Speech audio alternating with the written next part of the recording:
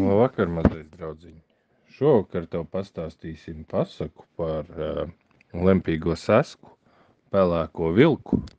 Un rudo lapsu. Bija pienācis kārtējais skaistais rīts pie Niedrā jezera.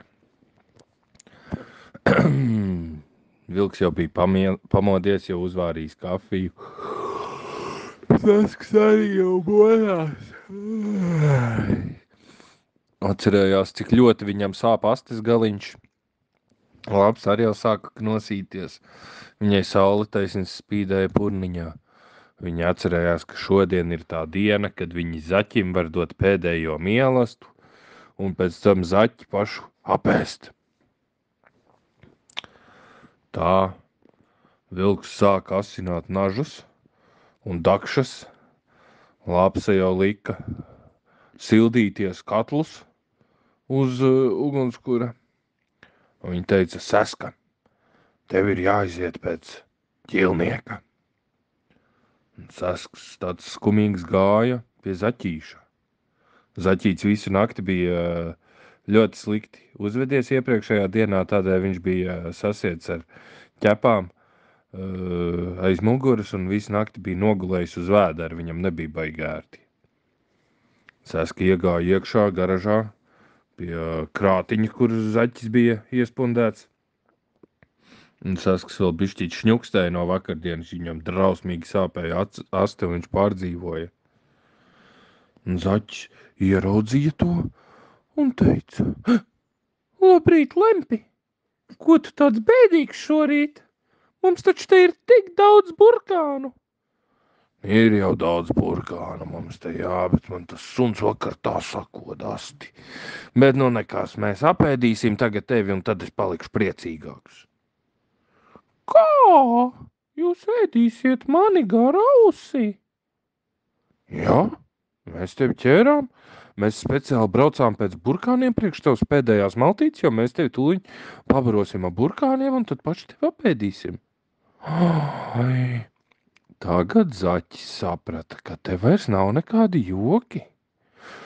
Kā, bet mums ir tik daudz burkānu, mēs varam izlaist mani ārā, tad mēs pādam burkānus un dzīvojam un domājam, kad nākamreiz dabūsim tik daudz burkānus.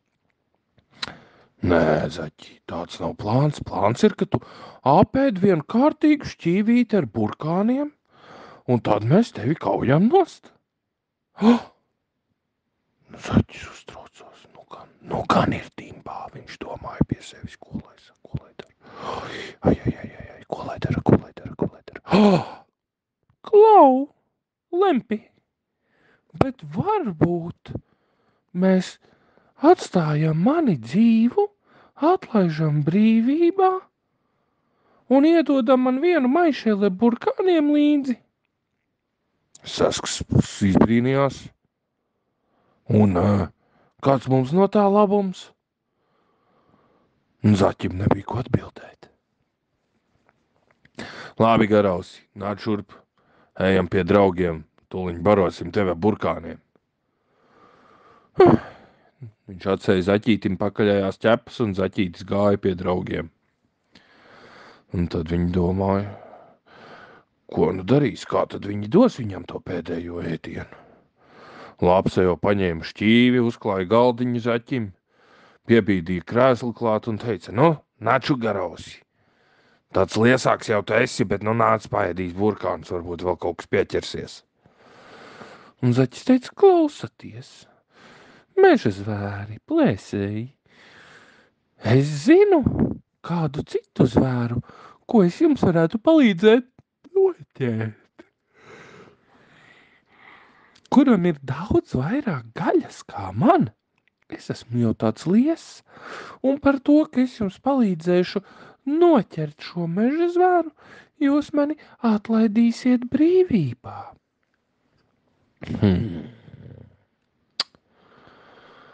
Vilks jau bija tā nocieties pēc svaigas gaļiņas, viņš vairs nevarēja izturēt. Neko mēs neķersim, mēs tevi tūliņ ēdīsim nost. Un Lapsa saka, paga, pelēci. Viņi iepļaukāja vilku.